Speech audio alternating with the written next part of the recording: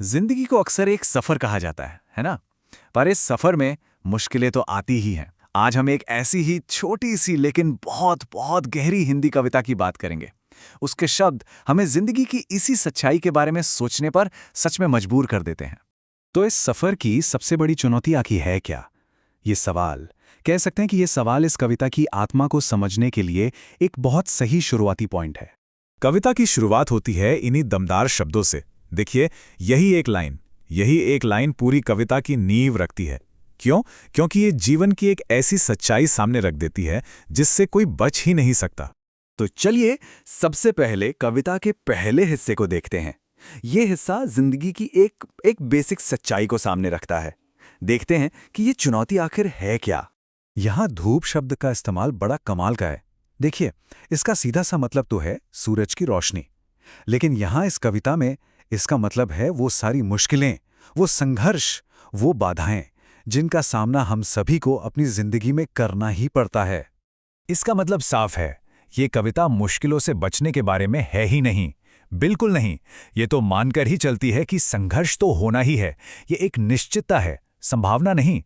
असली सवाल तो ये है कि इन सब के बावजूद आगे बढ़ने का फैसला कौन करता है। और यहीं पर ये लाइन चल सको तो चलो एक चुनौती की तरह आती है ना?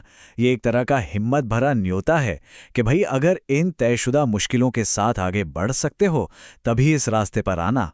अच्छा, तो अब आगे बढ़ते हैं, देखते हैं कि कविता हमें दूसरे पड़ाव पर कहाँ ले जाती है। और यहाँ बात होती है एक बहुत ही जरूरी चुनाव की, एक ऐसा चुनाव जो हम सभी को अपने अपने सफर में करना पड़ता है। यहाँ कविता हमारे सामने दो बिल्कुल अलग अलग रास्ते रखती है। एक तरफ है कन्फर्म करने का रास्ता, मतलब बने बनाए सांचे हैं जो ढल सको तो चलो, ये शायद आसान लगता है ना? और दूसरी तरफ है भीड़ से अलग अपनी पहचान बनाने का रास्ता। सभी हैं भीड़ में, तुम भी निकल सको तो चलो। और जाहिर है ये रास्ता ज्यादा मुश्किल है। और ये कोई सीधा साधा हाँ या ना वाला चुनाव नहीं है। कविता बताती है कि इस चुनाव की कई पड़तें हैं। क्या भीड़ के पीछे चलना है? क्या समाज के बनाए सांचों में फिट हो जाना है? या फिर इन सब से हटकर बिल्कुल अलग अपना रास्ता खुद बनाना है? ये जो लाइन है, ये इस दुविधा को, इस कन्फ्यूजन को बहुत खूबसूरती से दिखाती है। मतलब विकल्प तो ढेरों हैं, पर उनमें एक धुंधलापन भी है। कोई एक तयशुदा सही मंजिल नहीं है। और इसका मतलब क्या हुआ? यही कि फैसला पूरी तरह से अपना, पर्सनल है। अब कविता का मिजाज थोड़ा सा बदलता है। हम अब उस हिस्से की तरफ बढ़ रहे हैं जो इस सफर की सबसे चुनौतीपूर्ण और शायद थोड़ी कड़वी सच्चाई को सामने लाता है। तो अब तक जो दार्शनिक बातें हो रही थीं, उनसे आगे बढ़कर कविता अब दुनिया की उस कड़वी, कॉम्पिटिटिव हकीकत पर आती है, जहां हर कोई बस एक दूसरे से आगे निकलने की होड़ में लगा हुआ है। कविता कहती है, यहां किसी को कोई रास्ता नहीं देता। ये एक लाइन ही अपने आप में बहुत कुछ कह जाती है। ये उस मानसिकता को दिखाती है जहां आगे बढ़ना कोई टीम वर्क नहीं है, बल्कि एक ऐसी पर्सनल रेस है जिसमें कोई किसी और के लिए जगह नहीं बनाता।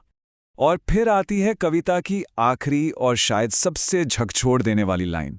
ये एम्बिशन और कंपटीशन की हद है, एक कड़वी सीधी चुनौती कि अगर तरक्की का रास्ता किसी और को नीचे गिराकर ही मिलता है तो क्या कोई इसके लिए तैयार है?